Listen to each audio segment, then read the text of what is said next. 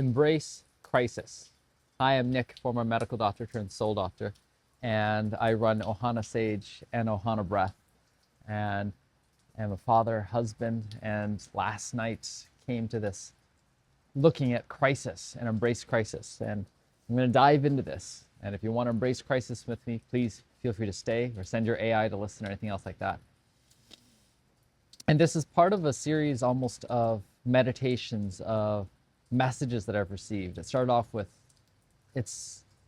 I always have a choice. I feel to heal. Everything is a story. The only constant is change. Trust is the currency. Divine imperfection. Embrace crisis.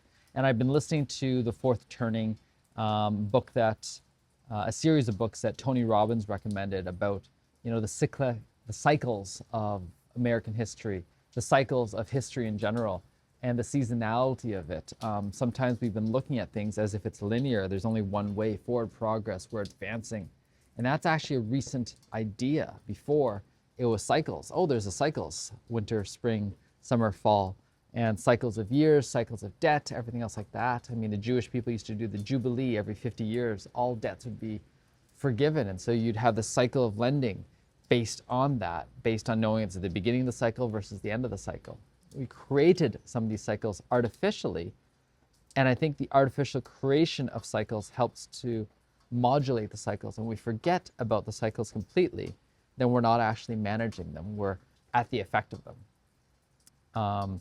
And I say this because we're entering the fourth turning, we're entering the crisis period, we're entering the winter period, we're entering the period where typically there may be wars, great resets, great upheavals, great uprisings, great revolutions.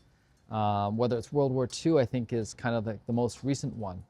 And just recognizing that right now people are feeling that. I mean, the housing prices dropping, the Iran war, people being very polarized, divided over the government leadership styles of Trump, the transhumanists, the old banking systems, the inequality that's happening, the drug crisis, the despair, the AI, the unemployment, all these things. And I don't want to make light of it all. The Epstein files, the great financial crisis. And as well, I was in Whistler the other day leading a breath on this beautiful piece of land. I realized if I didn't have the internet, if I didn't have the news, if I didn't have any of the stuff, I just feel like it's a beautiful day, just a gentle snow. I get to work with some amazing people. We could have a great experience, and let's have some fun. And recognizing that both are true. Both are true.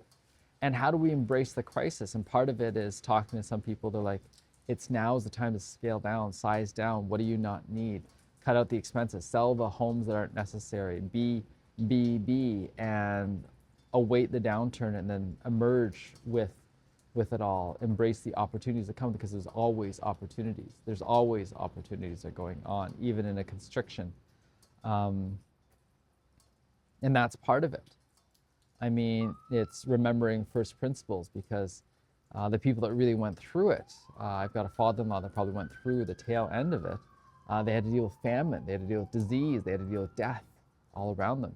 And how do we prepare ourselves for this possibility? How do we have sustainable food, agriculture? How do we have sustainable medicines? How do we have sustainable community, life, citadels? And how do we embrace it? How do I every day go, all right, this may be crisis, but what is there here? And what is the external crisis come the internal? I had personal relationship crises that just happened, health crises. I was having fever, chills, diarrhea, all this stuff happening just in the past week. And all these things are happening because the external mirrors the internal mirrors the external. So recognizing that as well, and recognizing that I grew up in a generation that had a certain seasonal flavor to it.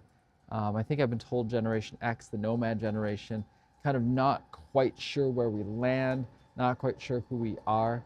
And part of that gift is I keep searching, I keep rediscovering. I don't have to be rooted somewhere. And part of it is it helps me create these ideas, these concepts, these ideas of reality. And as I can embrace the crisis, I can come back to the question sooner and sooner: how does this benefit me? How does this serve me? How do I learn from this? How do I grow from this? Rather than sitting in the victim stance. And I do that quite often. How did she do this to me? How did he do this to me? Why? And I mean, if I ever want to come back to anger, And I'll share this story at some point. I bought a car in Hawaii and oh man, things did not go the way I thought they were supposed to. I had so much anger, resentment built up, and I'm grateful to be able to tap into that whenever I want. But as I'm tapping into more of that energy is reflecting back, is reflecting out. How do I not ignore it, suppress it? How do I actually digest it? How do I actually release the alchemical reaction that wants to come out of it this time? And that's part of it. How do we embrace this crisis to be like, all right, what actually wants to go? There's a lot of things like the whole idea that the housing market's supposed to always go up, that these old decrepit homes here are worth more and more, that people are searching and scrabbling for the scraps of things that don't make sense, like all these empty buildings in the middle of a beautiful city, supposedly.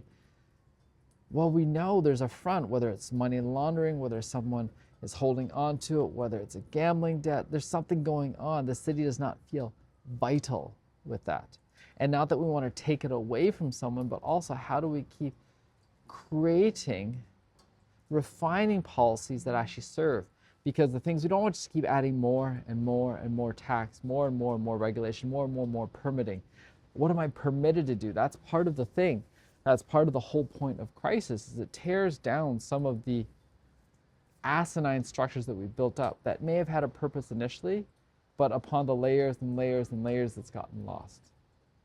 Like, it's beautiful to hear about how the slums of India have come into some kind of flow. And it's kind of ridiculous that we have to create slums for people, because is that how we really want humanity to live? How do we want to live as a humanity together? But if we just look at the surface layer and say, if I just fix their housing situation, things will be better. Without even realizing, am I coming from a place of real community, of wholeness, of understanding? And I will not understand everything. I'm not trying to. I'm not trying to understand all perspectives. That's not my goal either. I'm embracing the crisis that's in front of me. The crisis in front of me that's for me to deal with, for my family to deal with, for the people closest for me to deal with, and then to learn and grow from that. And not trying to save. There's a part of me that I know has been patterned into the savior pattern. And how do I not try to do that, rather than come at who wants to be met? So look at yourself. Look at myself. What is the crisis that's presenting right now? Right now, there's a lot of leaks of energy. There's a lot of places that I've misappropriated. There's a lack of clarity in the direction of this next year. There's a lack of clarity in the health, wealth, family, freedom, which relates to finances, relates to home, relates to spirituality, relates to family, relates to relationship, relates to the mental clarity, relates to the vitality, energy clarity. So there's all these different aspects. And as I start to use, and I'll probably come back to some of the master planning that I learned from Dr. John Demartini, I'm probably going to lean more on my, I'll call them hard assets. I just called Judy Brooks yesterday because I wanted some guidance from her, some fresh perspective.